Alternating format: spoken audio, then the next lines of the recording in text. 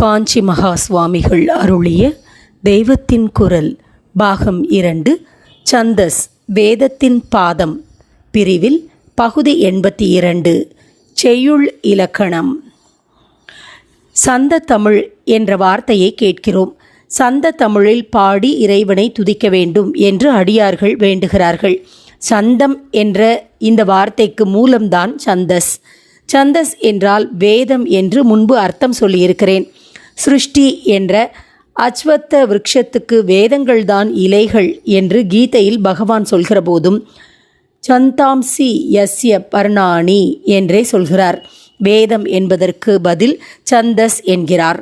ஆனால் வேத ஷடங்கங்களில் வேத புருஷனுக்கு காலின் ஸ்தானத்தில் இருக்கிறதும் இப்போது நான் எடுத்துக்கொண்டிருக்கிறதுமான சந்தஸ் என்ற வித்யாஸ்தானம் வேதம் என்ற அர்த்தத்தை சொல்வது அல்ல. இங்கே சந்தஸ் என்பது செய்யுள் இலக்கணம், பா இலக்கணம் என்றே பொருள்படும். ரிக்வேதம் சாமவேதம் இரண்டும் முழுக்க செய்யுள்களாக இருப்பவை. யஜுஸில் ப்ரோஸ் உண்டாயினும் அதுவும் பொயட்ரியோடு கலந்துதான் வருகிறது. இப்படி சந்தஸ்கள் நிறைந்ததாகவே வேதம் இருப்பதால் தான் அதற்கே சந்தஸ் என்று பெயர் ஏற்பட்டிருக்கிறது. நாம் சூட்டு போட்டுக்கொள்வதானால் தையல்காரன் அளவெடுத்து கொண்டு போகிறான். அதன்படி துணியை வெட்டி தைக்கிறான். அளவு எடுக்காவிட்டால் தைக்க முடியாது. இதேபோல் நம் எண்ணங்களுக்கு செய்யுள் ரூபம் கொடுக்கிற போது எண்ணத்தையே ஒரு உருவகமாக கொண்டு வர வேண்டுமானால் அதற்கு போட வேண்டிய ட்ரெஸ் தான் செய்யுள். அதற்கு அளவு வேண்டுமல்லவா? சட்டை இத்தனை இன்ச் நீளம், இத்தனை இன்ச் அகலம் என்கிற மாதிரி செய்யுளுக்கும் இத்தனை அடி, இத்தனை எழுத்து என்றெல்லாம் நிர்ணயம் செய்து தர வேண்டும். அப்படி செய்வதுதான் சந்தஸ் என்ற சாஸ்திரம். சந்தம் என்றும் மீட்டர் என்றும் சொல்லும் செய்யுள் அளவைகளை அதுவே வகுத்து கொடுக்கிறது.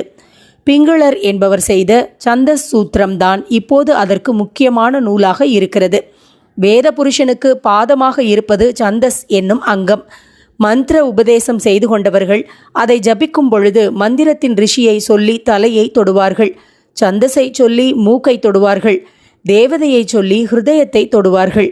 செய்யுள் உருவில் உள்ள வேத மந்திரங்களுக்கெல்லாம் சந்தஸ், மற்ற அதாவது வேதத்தில் வராத செய்யுள்களை ஸ்லோகம் என்று சொல்வார்கள்.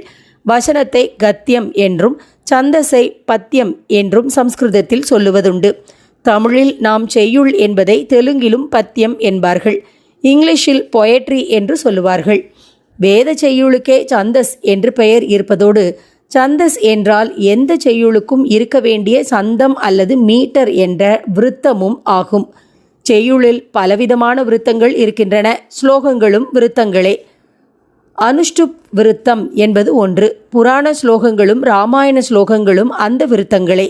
விருத்த லட்சணம்தான் சந்தஸ்.